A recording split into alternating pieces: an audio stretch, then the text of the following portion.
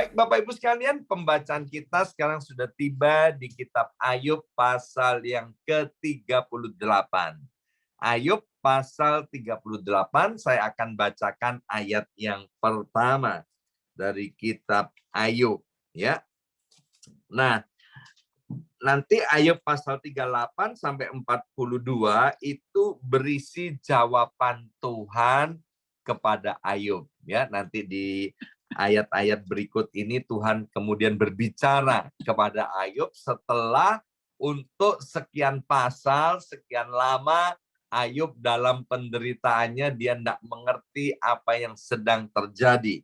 Nah, di ayat yang pertama demikian bunyi firman Tuhan, maka dari dalam badai Tuhan menjawab Ayub. Ya, kita tahu bahwa Tuhan Allah kita adalah Tuhan Allah yang berdaulat, Tuhan Allah yang maha kuasa. Kita bersyukur Bapak Ibu sekalian bahwa Tuhan itu sungguh-sungguh Tuhan yang hidup. Bukan hanya sebuah ilusi atau imajinasi. Tapi Tuhan itu kita yang hidup di perjanjian baru ini sungguh-sungguh mendapatkan suatu anugerah. Sehingga kita yang percaya kepada Yesus semakin dikuatkan, diteguhkan bahwa Tuhan itu sungguh ada. Tuhan itu real sekali. Nah, di dalam zaman Ayub, ya Tuhan berbicara kepada Ayub dan juga kepada orang-orang yang hatinya lembut, hatinya yang terbuka, itu dengan berbagai macam cara. Ya, kalau hari ini Tuhan berbicara kepada kita melalui Alkitab, melalui firman Tuhan, juga melalui banyak khotbah-khotbah. Tetapi zaman Ayub nggak ada yang namanya Alkitab.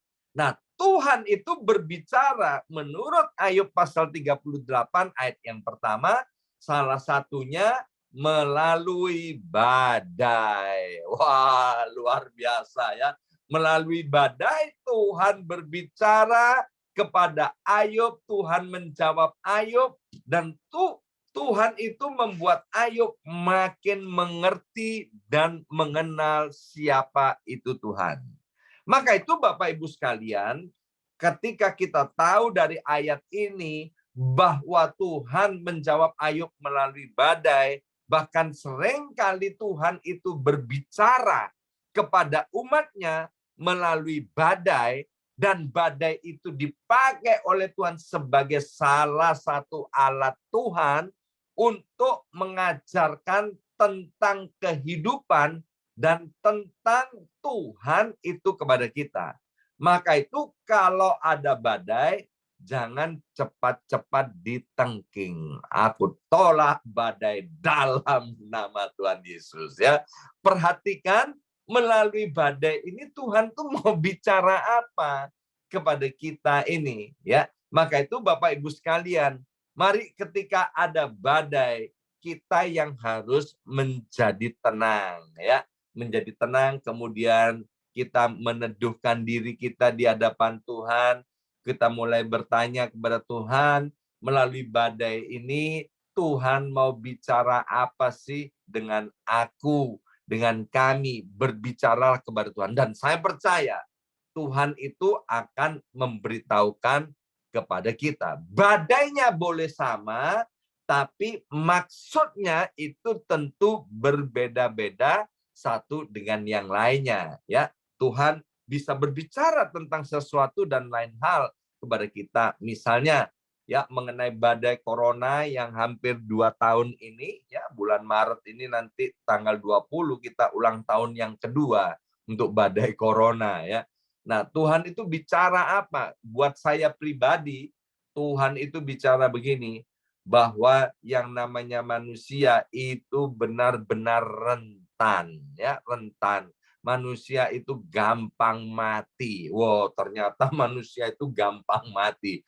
2 tahun ini kita ditunjukkan, ya kan, bagaimana manusia yang kuat, manusia yang hebat itu bisa dibuat mati oleh sebuah virus yang namanya COVID-19 yang dengan mata kepala tidak bisa kita lihat, ya.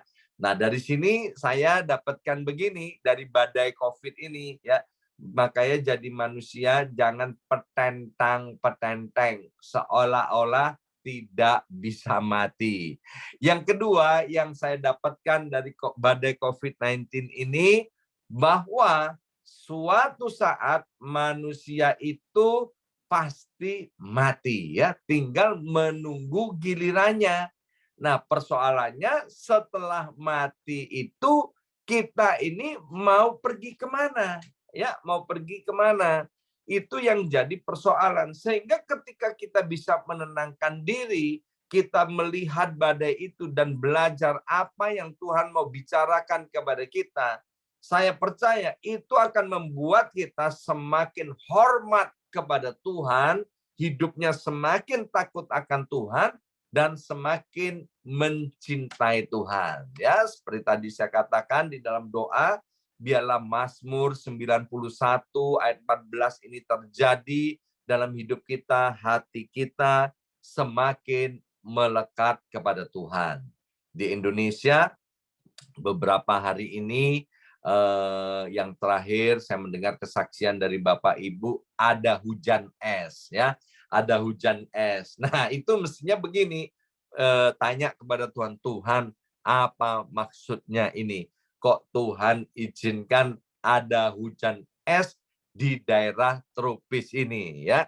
Kalau saya sih Tuhan tidak bicara apa-apa tentang hujan es itu, tapi saya percaya Bapak Ibu sekalian ketika ada hujan es kemudian menenangkan diri, pasti Tuhan berbicara kepada kita di tengah-tengah yang namanya hujan es. Hari ini kita semua kayaknya sudah mendengar tentang bagaimana Rusia menyerang negara yang namanya Ukraina, sehingga terjadi yang namanya peperangan, ya.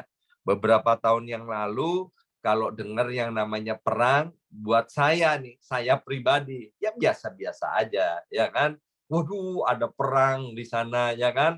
Kemudian lihat nih siapa yang menang, bagaimana bomnya, dan tidak ada perasaan apa-apa. Tapi hari ini ketika saya melihat peperangan ini, saya tidak berpihak kepada Ukraina, saya tidak berpihak kepada Rusia, tetapi hati saya itu jadi sedih ketika melihat orang-orang mati, jadi mati, ya kan? Tentara Rusia mati, tentara Ukraina mati, rakyat sipil mati. Wah, itu saya itu jadi sedih banget gitu, ya kan? Aduh Tuhan, kok bisa, ya kan?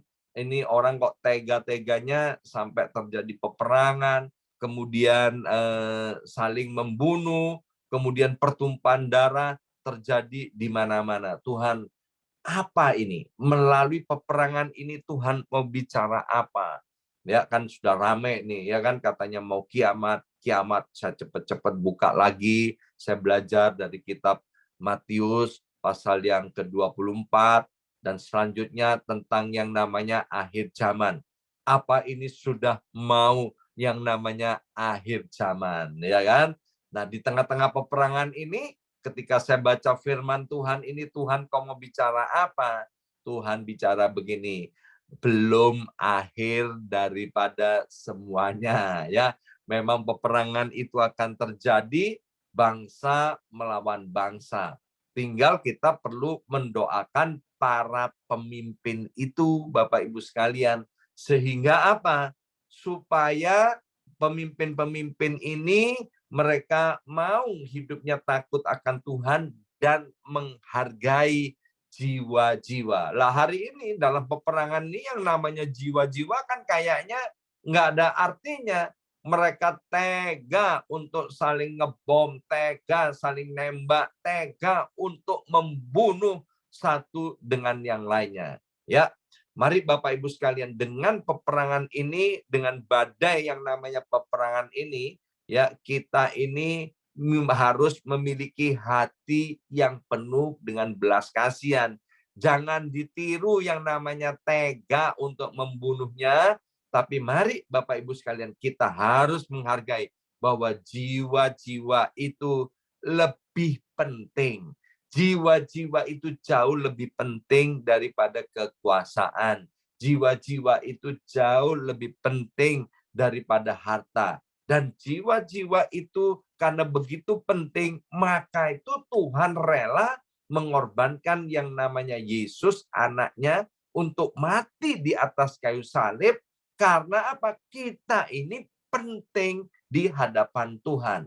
Melalui badai, kita yang masih hidup sampai hari ini, Tuhan itu mau berbicara seperti yang dikatakan oleh Rasul Paulus, kalau mati di dalam Tuhan itu adalah keuntungan, tapi kalau Tuhan masih memberikan kepada kita kehidupan sampai hari ini, Tuhan mau kita hidup bagi Kristus.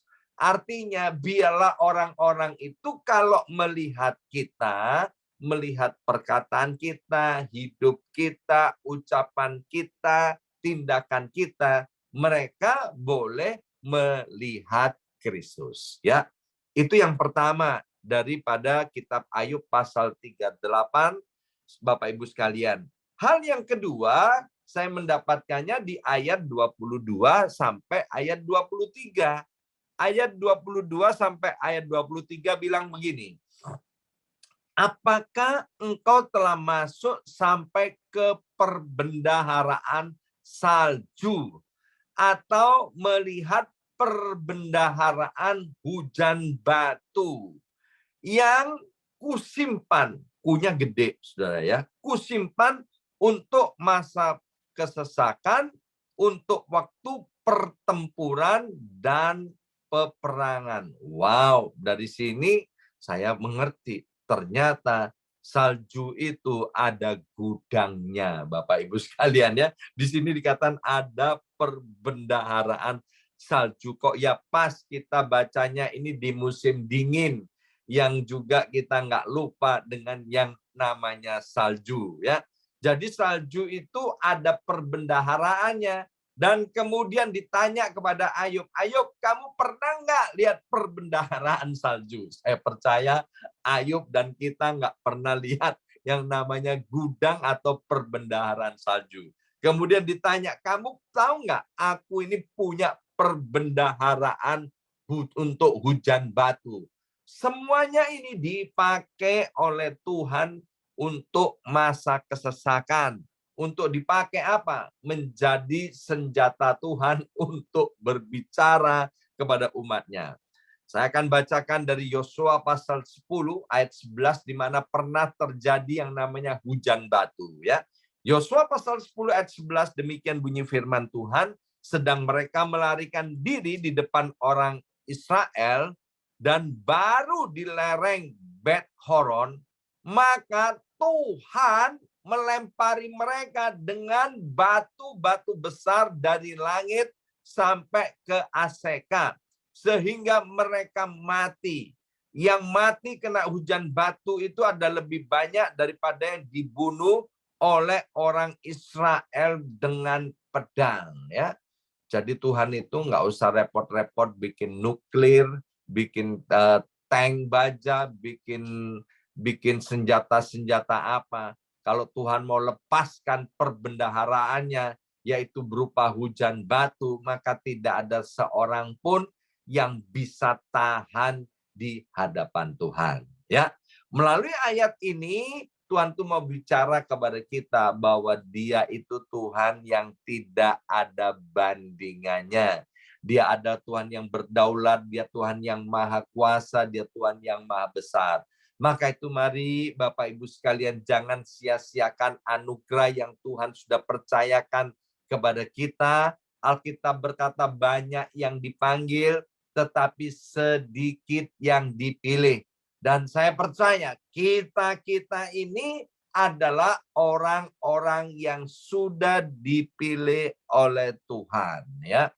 Kamis kemarin Bapak Pendeta Juan Mogi, beliau menyampaikan bahwa orang yang berdoa, orang yang beribadah, ya baik di doa fajar, di ibadah-ibadah yang lain, baik online maupun onsite, itu adalah orang-orang yang sedang mengandalkan Tuhan. Ya, jadi berbahagialah kalau kita sampai hari ini masih setia, selalu rajin untuk berdoa, beribadah. Artinya kita ini orang-orang yang mengandalkan Tuhan. Dan Alkitab berkata, orang-orang yang mengandalkan Tuhan itu pasti, bukan mudah-mudahan, pasti diberkati. Mungkin hari ini kita tidak bisa merasakan berkatnya, percayalah, di hari-hari yang akan datang ketika kita menoleh, aduh untung aku ya, rajin beribadah. Ingat, kalau saya bicara berkat bukan hanya soal uang ya.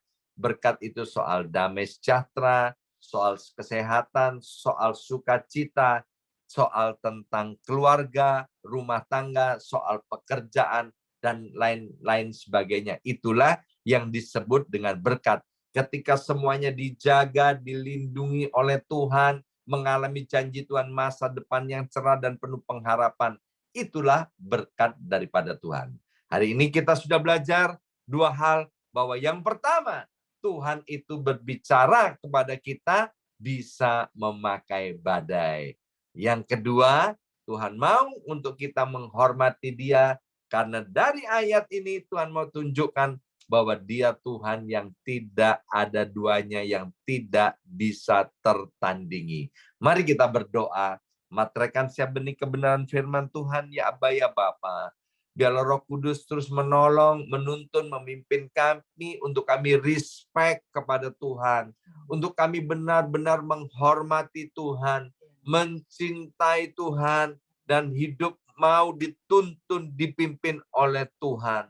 Sebab Engkau Tuhan Allah yang maha baik. Terima kasih Bapa.